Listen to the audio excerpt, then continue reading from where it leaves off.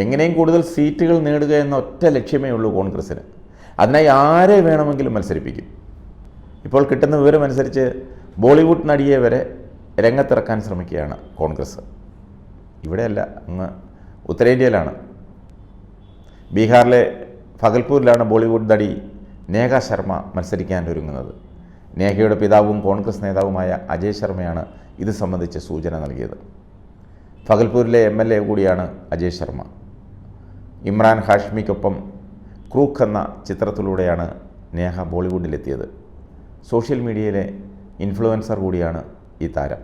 36 വയസ്സുകാരിയായ ഇവർക്ക് 21 ദശലക്ഷത്തിലധികം ഫോളോവേഴ്സ് ഉണ്ട്. അതേസമയം UPയിൽ മത്സരിക്കാൻ രാഹുൽ ഗാന്ധിയും പ്രിയങ്കയും ഭയക്കുന്നുവെന്നാണ് പുറത്തു വരുന്ന മറ്റൊരു വാർത്ത. അതുകൊണ്ടാണ് അമേഠിയും റായ്ബറേലിയും ഒഴിച്ചിട്ട് കഴിഞ്ഞ ദിവസം സ്ഥാനാർത്ഥി പ്രഖ്യാപനം നടത്തിയത്. ഇവിടങ്ങളിൽ ആരെല്ലാം സ്ഥാനാർത്ഥിയാവണമെന്നതിൽ പാർട്ടിയിൽ കടുത്ത ആശയക്കുഴപ്പമുണ്ട്. മത്സരിക്കാനില്ലെന്നും പ്രചാരണത്തിൽ ശ്രദ്ധ കേന്ദ്രീകരിക്കുമെന്നുമാണ് പ്രിയങ്ക പറയുന്നത്. സോണിയാഗാന്ധി ആരോഗ്യ കാരണങ്ങളാൽ ഇക്കുറി ലോക്സഭാ തെരഞ്ഞെടുപ്പിൽ മത്സരിക്കാനില്ലെന്ന് നേരത്തെ പറഞ്ഞിരുന്നു. അതുകൊണ്ടാണ് അവർ രാജ്യസഭാ അംഗമായത്.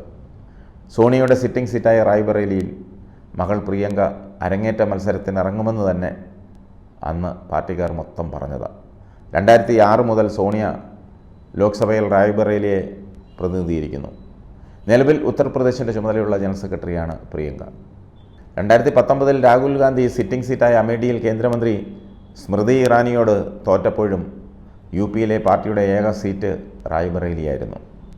950 മുതൽ കോൺഗ്രസിനെ തുണയ്ക്കുന്ന മണ്ഡലം പ്രിയങ്കയുടെ അരങ്ങേറ്റ മത്സരത്തിന് അനുയോജ്യമാണെന്ന് അന്നേ പാർട്ടി കരുതിയിരുന്നു.